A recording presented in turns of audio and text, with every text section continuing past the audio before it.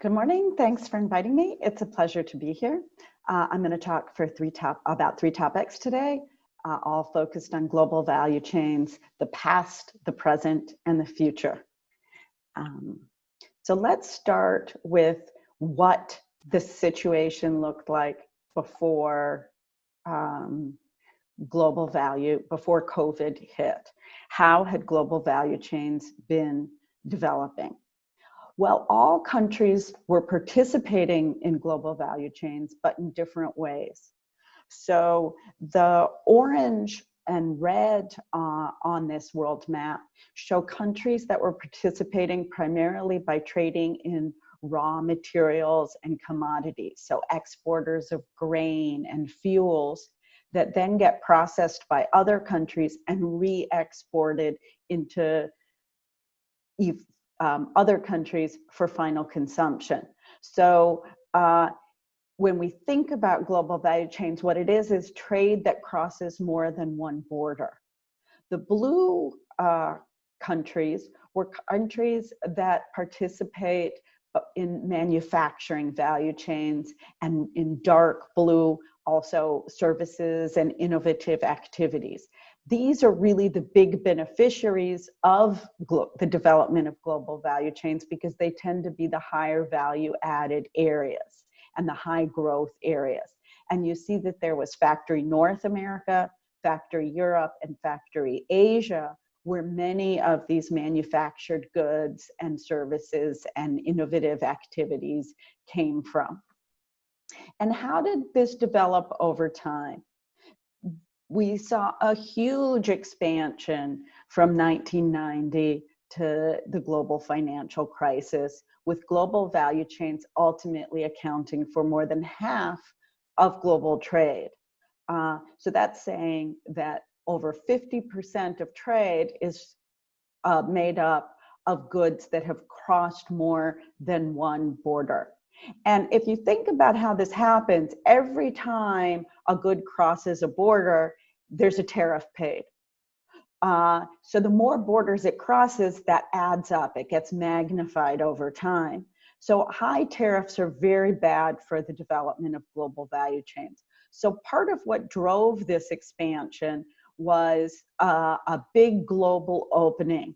We had, in this period, the formation of the WTO in 1995, the formation of NAFTA just before, the expansion of the European Union, and then openings in parts of the world that had been relatively closed.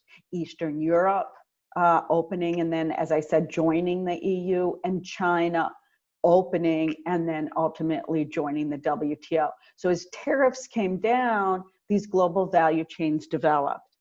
In the later period, or since then, there have not been as many liberalization efforts. In addition, China's growth has allowed it to use more local intermediates, and the decline in the price of oil, which feeds into global value chains, has also led to a kind of stagnation in global value chains since then. Enter COVID. So in the period since the financial crisis, trade itself has slowed, and then this formation of global value chains had really stagnated. When COVID hit, at the beginning, there was a real concern about the reliability of supply chains. So if you interviewed multinationals, they were really worried about being able to access the inputs they needed to keep producing. And initially, this was very focused around China.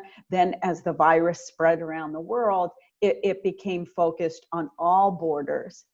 But ultimately, the supply shock caused by lockdowns and access to labor itself or to factories, and the demand shock as there was less demand for many goods and services as people were at home and as they were postponing consumption, ended up being much stronger than the shock caused by accessing goods from other countries.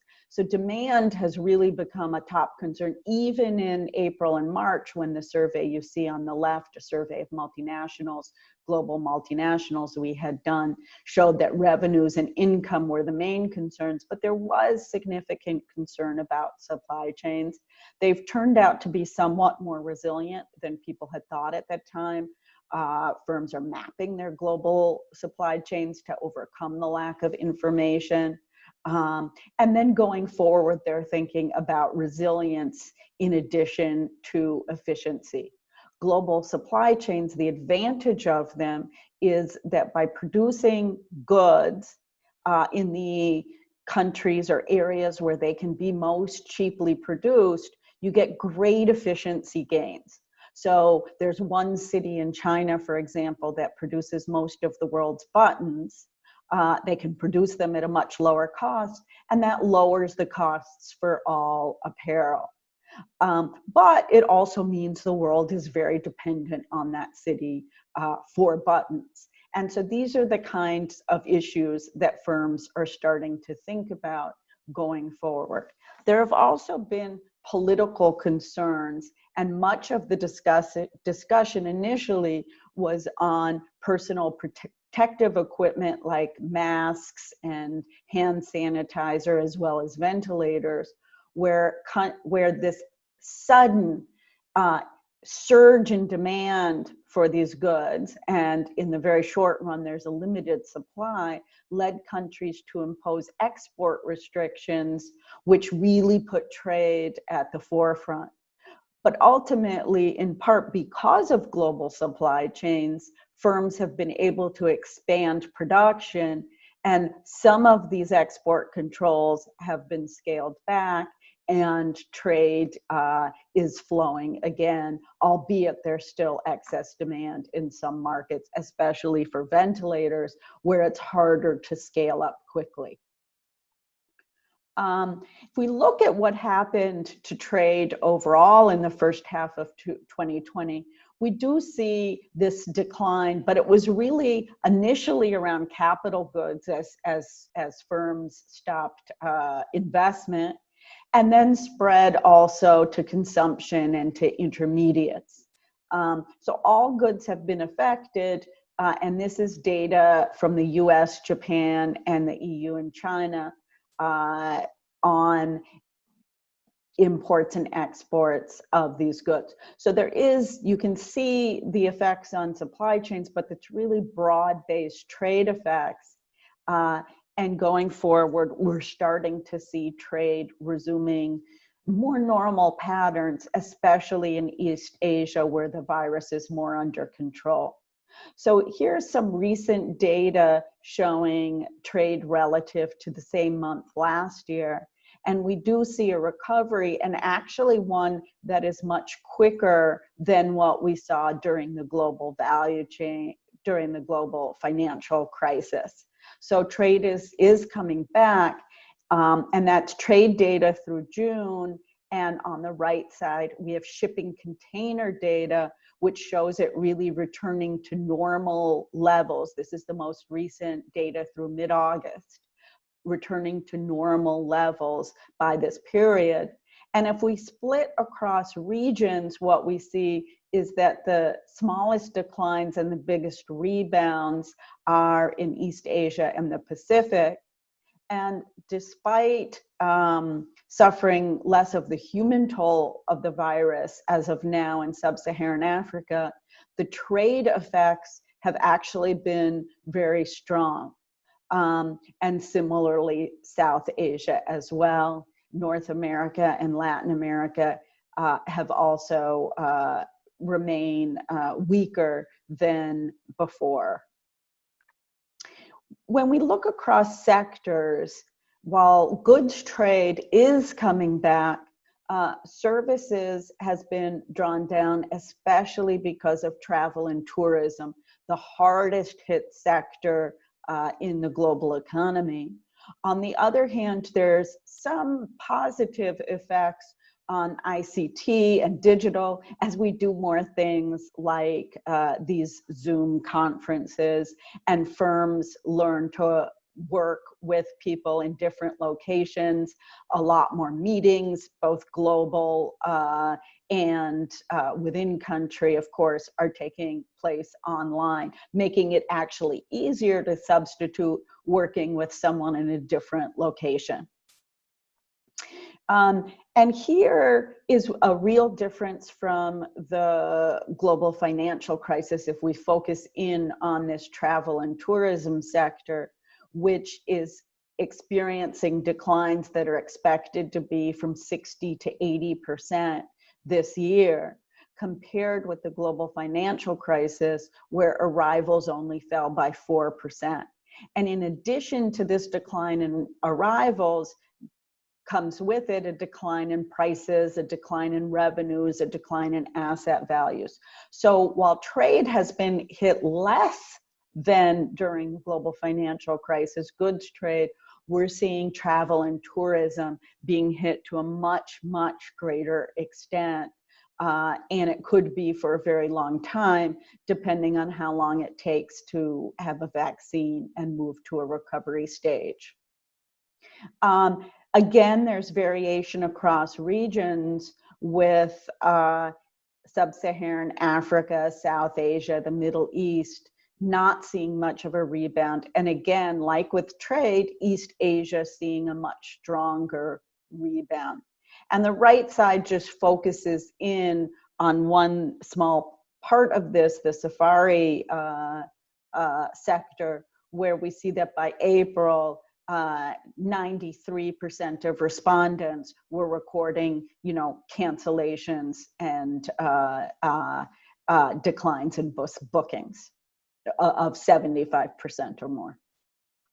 So what does the future hold for global value chains? That's the big question that many are concerned about now. So one thing is, while this was a especially hot topic at the beginning of this COVID crisis, as firms have learned to do more online, as many trade facilitation processes have become electronic, some of the discussion has lessened. And there's also a recognition that even if you have local value chains, you'd still be hit by these stoppages. So even firms that have mostly local value chains are being hit because the lockdowns also affected domestic goods. Diversification can actually help because most shocks are idiosyncratic, are local, hit one market. And then actually it's better not to have all your eggs in one basket. Firms are also thinking about building more redundancy into their supply chains to reduce risk. I think this is something we'll see particularly for critical supply chains like medicines and medical equipment. We'd already, of course, seen this with foods and fuels, where countries tend to have stockpiling. But it is expensive, and so I don't expect to see as much of it in more normal supply chains. Perhaps what's most of concern is government interventions. So some countries have intervened to encourage firms to bring production out of markets where they're excessively dependent. Japan has done that with China, for example. And that will change how efficiently firms can produce across markets. If there are incentives, if there are additional costs, tariffs also have that effect as they went up between the US and China. So the policy area is one where we could see a shift in supply chains. But right now, firms are mainly in a wait-and-see attitude, finding out how governments are going to react over this period. One way of thinking about this is looking at what happened in other crises. So we examined the longer run, what happened to intermediate input users after the earthquake in Japan in 2011 that took out much of production for a few months. And what we see is that auto companies that relied on Japan for 15% or more, so when they were really dependent on Japan for certain intermediate inputs, those companies ended up switching to a different supplier. So this shows, the graph on the left shows the firms that rely on Japan for less than 15% of a product import sort of continued to buy from Japan at low rates. But when they relied on Japan for more than 15%, over time, their share from Japan in those products declined quite sharply, and they stayed low. So they switched to other suppliers. And we may expect after this, firms doing more mapping of their supply chain to look for those areas of excessive reliance and to reconsider whether they want to either diversify or shift away from markets where tariffs or other barriers may come up.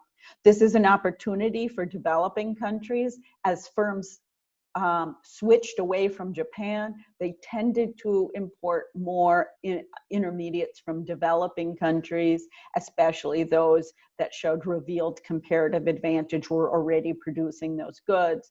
But we did not find evidence of reshoring, nearshoring, or very much diversification that some have suggested. So mainly they switched away from Japan to other suppliers in developing countries. So going forward, what can we do to promote a more resilient recovery and maintain and even expand the benefits from global supply chains? One is domestic policy reforms, reducing barriers to business and investment to keep finance flowing, preserve jobs, and build a more sustainable economy. Another is adoption of technology. And this is kind of a silver lining of this crisis. Firms are adopting more digital processes for payments, for selling goods, for working with other businesses. Governments are for processes as well. And that will persist. So where firms find productivity gains, they're going to continue those into the future. I think there's also more of a need for and a realization of the dangers of climate change and a focus on the sustainability agenda. This kind of black swan event has taught us that these happen. We've already seen it at the country level, and firms will be more cognizant of things they can do to reduce waste, recycle, and focus on conservation. And finally, there's a real need for more global cooperation. We may not be at a position in the world economy where we see a lot of cooperation, but the way to solve a pandemic, the way to solve problems with domestic resource mobilization because of shifting taxes and things like that, the way to ensure that medical goods or a vaccine is shared is through greater cooperation. But of course, this will be different in different countries, and our reforms need to be tailored to a country's needs and stage of development. And this is from our WDR in 2020 that focused on global value chains. And what we tried to do is think about how countries participate, and your endowments matter. You can participate in labor-intensive goods if you have a lot of labor. But if your exchange rate is overvalued, firms may not be interested in that market. So really important to ensure your labor costs are in line. If your capital is scarce, foreign direct investment can help. So you need to think about policy priorities to bring capital in. Market size also matters. It gives you access to inputs, as well as for companies, for foreign investors, it's attractive if they can sell more within that country. But market access can be expanded by reducing tariffs and joining trade agreements where you have a bigger market to sell to and a bigger market to buy intermediates from. Your geography matters. If you're closer to other markets, it's easier to access those. So building trade infrastructure, improving your facilitation can help if you have problems in those areas. And institutions matter. Foreign investors in particular care about contract enforcement. Standards are important for exporting things like the higher end agricultural goods or medical goods. So being sure that you can certify that your goods are of the right standards. And then there's 3 areas that may be accelerated as a result of the COVID crisis. Technology. So we're seeing just this huge take up that could actually lead to another boom in global supply chains as it's easier to work across borders, especially in the area of services, where we've been talking about a boom in global trade and services, yet services have remained about only 20% of trade for a long, long period. We may start to see much more trade in services. And other areas where it will reduce border costs. Even automation and 3D printing, which we often think will bring trade home, could also increase demand for inputs as productivity gains lead to higher production levels, which leads to higher demand for inputs. That's something we saw in the auto sector, the most automated sector, yet also the most traded sector, most GDC intensive sector.